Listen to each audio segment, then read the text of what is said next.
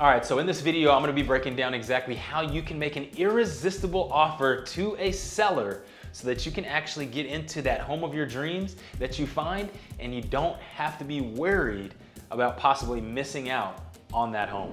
All right, so let's get right into this. Number one is you have to understand the market. Anytime you're gonna be doing a negotiation or going into a sale or something like that, I think it's great to look at things from the other side's point of view. Okay, so you have to know what's going on with the market. That way you're not making crazy outlandish offers or anything. Here, I'll give you an example. In the market that we're in right now today here in Midland, houses are staying on the market a little bit longer than they have been in the past. And if you don't understand what's going on with the market, you might mistake that for that things are changing and let's say the market's going for a crash, right? Well, that's not the case. The case is that homes are just staying on the market longer. So you need to actually understand the market and what's going on with the market. Is it a seller's market? Is it a balanced market? Is it a buyer's market? Because if it's a seller's market, you come in with a low ball offer, a seller's just gonna laugh at you, because we're not in a market across the entire United States where folks are actually giving up their houses at large discounts. All right, so before we get to the next point, me and my team, we are getting calls and requests almost every single day from people that are looking to move into the area or looking to do something here in the real estate market in Midland. And so if that's you and you are needing some information about buying or selling or just any information on the market here on what's going on in Midland, contact information is gonna be below in the description.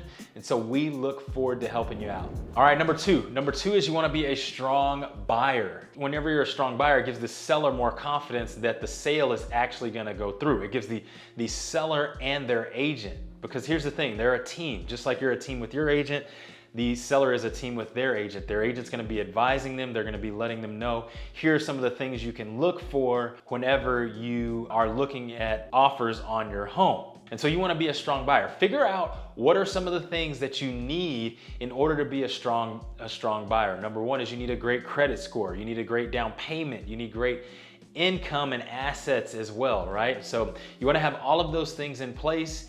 And then once you have those things in place, you can move forward. And so if you're making an offer and you need help with closing costs in order to close the house, a seller is gonna look at you as a weaker buyer than someone who does not need that closing cost to purchase the home. Sometimes, even though your offer might be at a higher price than the other offer, because just the price is not the only thing that sellers are looking at whenever they're thinking about accepting an offer in order to get their house sold. It's gonna be the ease of the sale for one, and then how likely is this contract to get to the finish line. So those are some things you need to think about.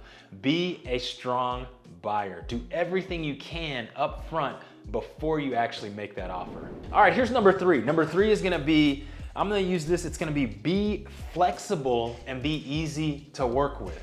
A lot of times sellers they're moving out of a house, they're selling a house and they're moving to another house. And they might already have a house picked out, they might not, or they might need to go shop for a house or something like that. And so if you are more flexible on some of these terms, that's gonna give you an advantage whenever you make your offer to a seller.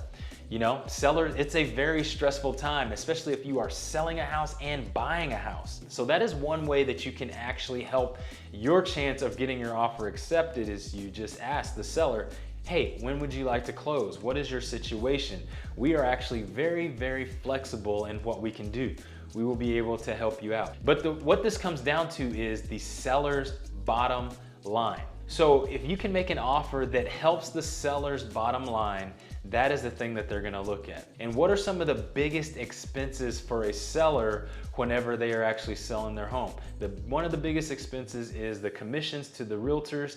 Second is their title policy.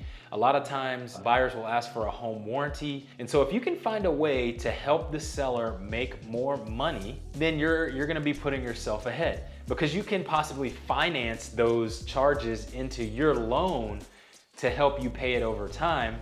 And then you can actually help yourself get into that home and make your offer look a little bit more attractive.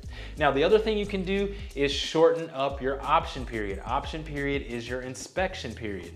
This is the time that you can actually back out of the contract for any reason at all. So you actually want to do things that are gonna make you look as though you're gonna be moving forward with this house. If it's a house that you really, really want, those are a few of the things you can do. Now, you can also take out the option period altogether. I don't recommend that. You always wanna do inspections, but that is one of the ways that you can make your offer stronger. So along with being flexible, this is just being easy to work with, right? So when you make your offer, don't make, a lot of times I have some buyers who want to make crazy, outlandish requests.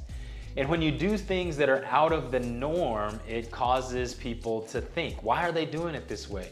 Why would they ask for something in that way? You want to explain things in a way that people are going to understand. You want to make offers that make sense to people, or be able to have the other person or the sellers say, oh, I understand that. That totally makes sense what they're saying. But if they can't see it from your point of view, or some of the demands that you are making don't make sense, you're just gonna make it harder for you to actually be able to acquire that property. And so you want to be flexible and you want to be easy to work with.